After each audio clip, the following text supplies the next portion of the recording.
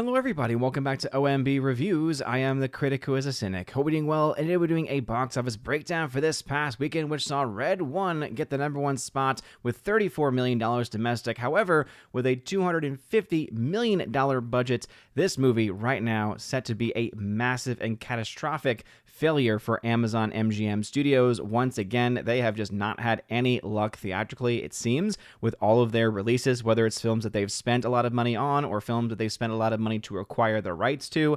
Ultimately, this billion-trillion-dollar corporation in Amazon is just not really doing well in the distribution market as far as their actual theatrical releases are concerned. Now, some would say this is just an easy tax write-off for them. However, when you start to add up the amount of money, we're talking here probably close to $1 billion worth of losses in just the last couple of years alone. That is not something that you can have a just complete write-off of to any degree, or at least not to have any sense of sustainability of continuing to write those kinds of things off. Eventually, they do catch up with you. Eventually, they do begin to add up. And when you add into the fact other projects like the Lord of the Rings, Rings of Power, Catastrophe, that show was, that's a show that, you know, for all the seasons that they've put into that, or all the seasons they're planning in the future for that show, like $1 billion being put into that alone. You can see why this is starting to hopefully get some of the people over at Amazon being a little bit more concerned about what kind of projects they pick, and maybe starting to be a little bit wiser with those choices going forward. So let's just go right into those numbers then. As I mentioned, with Red 1 coming in the #1 spot. #2 spot went to Venom: The Last Dance. Last Dance finally getting knocked out of that #1 spot, dropping 54% after the 4th week of its release. So still hanging on. Quite a bit, 54%. Now, not a great long-term drop, but the fact is that this movie has made I think, a much stronger run domestically than what was initially anticipated because of just how poor the opening weekend was in comparison to the other films in the franchise and also to other major releases that came out this past year. Also, $127.6 million is where the current film is domestically from Sony. So this film, obviously, at the point of making profit, and will make a little bit of profit, but hey, it's still going to be probably a bit shorter than some of the other films in the franchise. The one thing that could potentially bring it to higher heights would be, of course, those international numbers, which Venom is still bringing in quite a bit of. The Best Christmas Pageant Ever came onto the scene last week at the #3 spot and held on to the #3 spot, at least according to the estimates here. As you can see, $5.4 million being estimated here by Lionsgate. So again, this is one of the few bright sides that Lionsgate has had. But the sad fact is that though the film has been doing well, had again a much bigger than anyone would have anticipated opening weekend, and a 50% hold is not the worst of holds in the world for this oddly timed Christmas movie that, again, didn't really get a lot of press, didn't really get a lot of good marketing, or at least effective, thorough marketing that was, being seen by a lot of people. It's really word of mouth, I think, that's been able to keep this movie alive throughout the week. So a 50% drop is not terrible. Still, it's only made $19.9 million, and the film does still need to make quite a bit more in order to break even. So as of right now, about $19 million in the red. I don't think it's going to be able to make that up, but still, the fact that they have a film on their hands that they could definitely sell distribution rights to and other things like it, and probably make some money off of it. A win is a win for Lionsgate these days, with some of the massive disappointments that they've had that have lost quite a bit more. The #4 spot then going to Heretic. Now, as I kind of implied with the previous movie, with Best Christmas Pageant Ever, these are the estimates, and so do not be surprised. Just like last week, I predicted that Heretic would probably end up coming into that #2, #3 spot based off of the projections. Sure enough, it did, because it performed about as well as what had been anticipated. It was rather the Best Christmas Pageant Ever that had been a little bit oversampled, had a little bit, been over-projected, as it were, and so Heretic was able to take that spot away. So now dropping from the #2 spot to the #4 spot, do not be surprised if you see Heretic do something very similar here, right? We're talking about a couple $100,000 in the projections. We'll get the actual sometime on Monday or Tuesday of this week, and so we'll know that for sure, but wouldn't surprise me to say the least, especially since I have seen Heretic, and I can say it's a very good A24 thriller. I found it quite enjoyable at parts also. There are a couple of things that probably go a little bit over the top, especially with some of the commentary on just religion in general, but there's some great scenes, especially one about Monopoly that I think everyone is still talking about, and a lot of that comes down to a really great performance from Hugh Grant, and also the supporting cast, or rather the lead cast, the at least for me, unknown actresses that played the two Mormon missionary leads, and I think it's very effective in what it's trying to do, and is able to build that tension for the most part for the vast majority of the movie without having to rely on jump scares or anything gory just on pure ethereal just creep and just the environment and the tension that is able to be built by Hugh Grant's character. I think that it's a film that is definitely worth seeing. I talked about this just a little bit the other day, but again, not surprised to see it doing as well here. This film is right now being, based on the first 2 weeks, projected to make some profits, probably not nearly as much as what maybe some other A24 films have gotten. I don't think this film is doing nearly as well as those have been. Again, just goes back to the fact A24 very weird with their releases, and sometimes they hit it out of the park. Sometimes they don't. Right now, this seems like a decent performance, though, from their studio, and definitely a decent box office performance. A win is a win. Money is money, and they'll definitely be adding on some money here, and I imagine probably making a decent amount when they sell the distribution rights to this movie after the fact, and I could see this doing pretty well on Blu-ray and 4K also. Number 5 spot going here to The Wild Robot, continuing to be in the top 5 discussion even after 8 weeks of release, as I've been trying to, convince people of. This movie is that little engine that could. This is this year's Puss in Boots: The Last Wish. Remember, that movie had a very weak, disappointing opening and then legged out quite a bit and was able to make quite a bit back in return. This is that kind of movie, making right now $137.7 million after a very weak opening and really not a lot of prospects. But this film has been able to climb its way up and has climbed into that profitable territory, continuing to add to its overall profits. When you start to get the $4.3 million 8 weeks out, even though it's maybe not doing as much in that day-to-day numbers domestically, the weekends are still where it's coming back, and I think that is definitely something for us to continue to look at. And this is, again, you're still seeing about a 55% of that going to the studio, so they're just adding a couple $1 million to their overall profits to this movie every single week, and that is always again a good thing, especially to be doing that this far down the stretch with VOD release dates, with the Blu-ray 4K release dates now also. So yeah, definitely kudos to them for having this movie. And if they're able to leg this thing out to even having it out and available during Thanksgiving, I think that this film could also see a slight bump over the Thanksgiving holiday as well, as this is definitely a good family movie that's well worth seeing. I think that you could probably see that and even the best Christmas pageant ever get some bumps at that time also. And then those were the top 5 films. Number 6 spot was rounded out by Smile 2, continuing to hold as well. Conclave also still holding, despite the fact that, again, not making a lot of money here, but hey, it's still around. Hello, Love Again. No idea what that is, from Abramrama. 248 screens, so $9,000 per screen, so a very good per theater ratio there, but $2.3 million brings the number 8 spot. A Real Pain getting a limited release here at 1,100 screens, so a lot more than last week where it got a very, very small amount of screens. Heard some good, decent things about this one. It's, I believe, writing, directing premiere for the different actors that are involved. Jesse Eisenberg, I believe, is the director and writer of this movie. So it actually looks interesting, to say the least. And Nora, also another one of these independent films, Nora from Neon, $1.8 million. They're still hanging on also. Let's go into the actual numbers for these. And so first off, let's pull up Red Ones. So Red Ones right now, $84 million internationally. Yeah, this is awful. This is abysmal. There's no other way around it. Amazon MGM has really found itself in a lot of hot water with its releases and with how poorly these releases have done. Keep in mind that this movie, I believe, actually got a early release internationally. Yeah, that's right. It got actually released the 7th of November. And 8th of November across the pond over in places like Germany, Italy, even an early release there in Japan, United Kingdom also, with the largest market so far for that being the fact that it did get about $3 million in the United Kingdom. It had a $2 million premiere in, $2 million it's made so far in China. So really having to do that much, right? They haven't updated this chart here yet, but $50 million internationally and $34 million domestic is abysmal. And it's never good for China to be one of your top grossers because you get a lot less back on the China money. But even if it is still in places like United Kingdom, Mexico, you're still only getting 40% of that back as a studio. And so this is not really a surprise, but also at the same time, not expected this to be this much of a flop. This is likely going to be the biggest box office flop of the year, even more so than the Joker 2, in fact. And we'll go to those numbers and show you how that is the case. The next film is Venom: Last Dance. Last Dance, $436 million. Again, this film's pretty much run out of steam for the most part,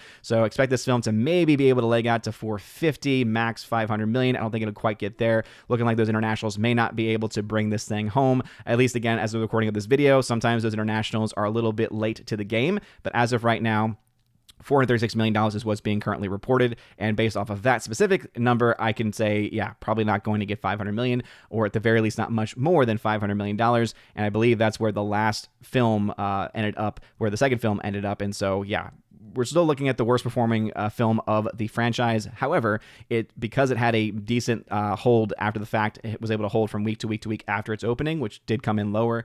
It is still able, I think, to justify its existence and to be able to make a little bit of money on top of it to boot. While Robot, $308 million, again, very impressive. Look at, again, these numbers here domestically. So because this film is continuing to leg out, this movie will probably be able to outpace much of the films from the last several years. Again, this chart here is always very interesting because this is a range of last like 5-10 years where most films with its opening end up. And so the fact that it's already at the top of that, but it's also looking to possibly even exceed what most films are. Most films are between 91 million on the low end, $138 million on the high end. This is at 137. So because this film continues to leg out every single week, could definitely see those numbers add up there. Heretic, $25 million there. That blueberry pie candle, if you've seen the film, you know. And then the best Christmas pageant ever, $19.9 million with no international release. It's getting a release, it looks like, or did get a release in Australia. Not likely to be a massive international showing there, though. 19 million, much more than anyone would have expected. Still not quite enough, though, to be able to make money back. Let's go to the charts because we love charts on OMB Reviews. And let's first start off talking about where Red 1 currently is. And so, as I mentioned, $250 million is what's being reported as having been the budget for this movie. That means that the break even's between $625 million and upwards of $700 million. So again, we're talking 2.5 to 3 times your budget as your break even point. And the fact that this film is not making much really anywhere, that domestic international won't make as much of a difference. But as of right now, with only $84 million in total, the film is currently at $336 million in the red. Joker 2, as of right now, is at $209 million in the red. So yeah, I don't think that you're going to see Red 1 be able to even do as well as Joker. Joker was able to get a lot of support internationally. For some reason, people went to go see this thing internationally. $58 million domestic, abysmal number, but $140 million from the internationals, only $7.3 million being reported from China. And so that is the reason why it was able to make up some ground, but it's still it's going to be one of the biggest flops of 2024. It's looking like Red 1, though, is being like, oh, hold my beer, I got this. So Dwayne "The Rock" Johnson and everyone else involved in the movie, you got yourself a big stink on your hands as far as the box office is concerned, because, yeah, $336 million, I think based on these numbers right now, we could say this film will probably be easily a loss of $250 million or more. And I would say between $250 and $300 million is where the losses will probably end up. We'll make some projections on that next week, but this is an abysmal start for this movie. Now, we can make some projections on the next two films on the chart because we do have the second weekend numbers for Heretic. So at $25.4 million being reported right now by Heretic, we can project the film to make somewhere between $36 and $50 million when everything is said and done. That's just based off of where most films end historically. The budget of the film has said to have cost under $10 million. So again, who knows exactly what the number is. I at one point had this at 15. I could see it costing as much just because of having someone like Hugh Grant in the movie. But hey, let's go ahead and put $10 million because that's the number that is being reported everywhere else, since there is no official budget as of the recording of this video. That means the break even is going to be between $25, maybe $35 million. So as of right now, we're projecting the film to make between $6 and $15 million in net profit. Currently, the movie is at $1.7 million in the red. This movie will make its money back before next weekend. So it's just even more reason as to why this film will definitely be able to add a little bit of profit. And as I mentioned before, they'll be able to sell some of the distribution rights to this movie as an A24 film, and they'll be able to make some money there too. So kudos to them for having another box office winner here. Shows you, yeah, guess what? You can spend very little money and still be able to make as much as you really need back, right? You can make a movie like this for under $10 million and have the prospects of, at least just theatrically, making enough to pay for another one of those movies, right? So you're not only paying yourself back for what you spent on the movie, but then you're making profit to spend on something else in the future, or at the very least cover the marketing cost of another film in the future, or something to that effect. And the fact that this movie could probably even make more than that, especially when you take into account post-theatrical, money coming in. Yeah, this is a huge win, and it shows you, guess what? Studios, probably a metric you need to start following. Maybe you should start making lower budgeted movies that are actually good, entertaining, going after certain audiences. We're thinking here of Heretic and A24 films in general. There's a hardcore A24 audience that now has been created and exists.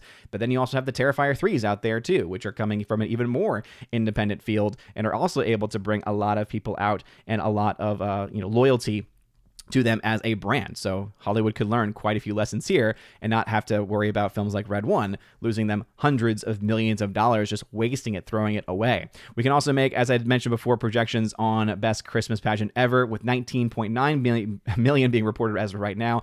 I project the film to make between 28 and 39 million, so Heretic will definitely win out between those two movies, and that means at a loss of between 12 and $6 million, and so not going to be the worst end point for this Lionsgate release, but hey, still got to obviously be honest about it. Those are still negative numbers there, and negative is never a good place, never a place that you want to be. And that's, again, using a 2.5 multiplier. So that's why right now it's actually around 19 million in the red. I still think between 10 and 15 million by the end of its run would make a lot of sense, depending on how well it does, this coming weekend. If it's able to leg out until Thanksgiving, make a little bit more money there, we'll have to wait and see. And but yeah, still not looking all that great for that. Just some updates here on the film here. Still at $68 million in the red. That movie is not recovering. 15 million in the red for Conclave. It's legging out, so this movie could actually potentially get to a break-even point, especially as it's probably under a lot of awards consideration. I have no interest in the film because it deals with the Catholic Church, and the twist at the end, which is of course something that was the same as the novel it's based on, is just something where it's like, of course you're going to have something like that in there. And it's just, again, a kind of a slap to the face of the Catholic Church, and I'm not going to support a movie like that. So, again, I hope it ends up in the red, but as of right now, I also can't deny the objective reality, which is that it's still doing well. Venom 3 now is indeed officially in the profitability territory. As I mentioned last week, it would definitely do. 6.8 million is where it currently stands, and we could suspect the film will probably get to 15, 25, maybe upwards of 50 million on the max side of things, as far as net profits are concerned. So definitely good, but also not as much as you would maybe hope for a movie like this. Obviously, they're probably thinking also long-term VOD sales, Blu-ray 4K sales, streaming, whatever it might be. But still, hey, a win is a win in that instance. Smile 2 adding to its profits now at $20 million there. So not as profitable as the last film, but hey, still pretty profitable, especially compared to its budget.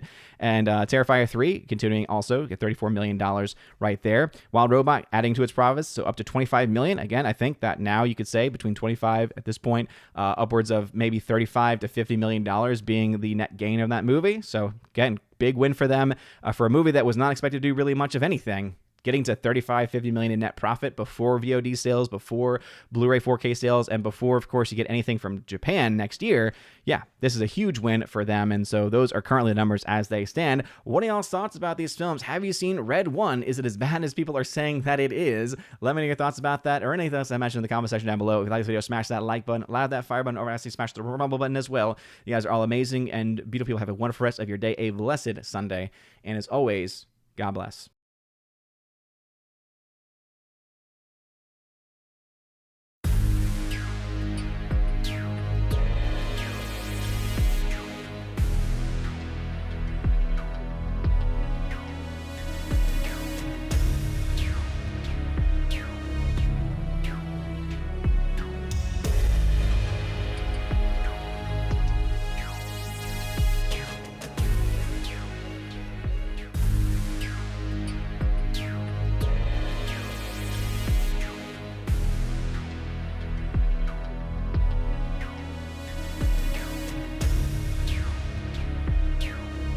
And now for a huge special shout out to all of my Chosen of Valhalla members, starting off first with my people on Patreon, Father Luca Illich and Miss Martin Muses. Check out her YouTube channel by the same name, Miss Martin Muses. Also to my Subscribe Star people, Matt317. Check out his Twitch channel by the same name, Matt317. And also to the K-Man. Check out his website, xtheboundaries.co. And lastly to my YouTube member, Mr. Roy. Shout out to you, good sir. And if you want your name shouted out at the end of every live stream and video, check out the top link in the video description below where you get access to that. Also, you get access to a plethora of other things. You get your name listed at the end of every live stream and video, like you saw in those names that came up before this video started. And also access to a giveaways channel that I host over on the Discord server where I give away 4Ks, Steelbooks, Blu-rays, all kinds of stuff. So check that out if you're interested in that. Also, I have an exclusive podcast that I hold at least once a month, and it's always a good time, and you get extra bonus content with that also. So if any of that sounds interesting,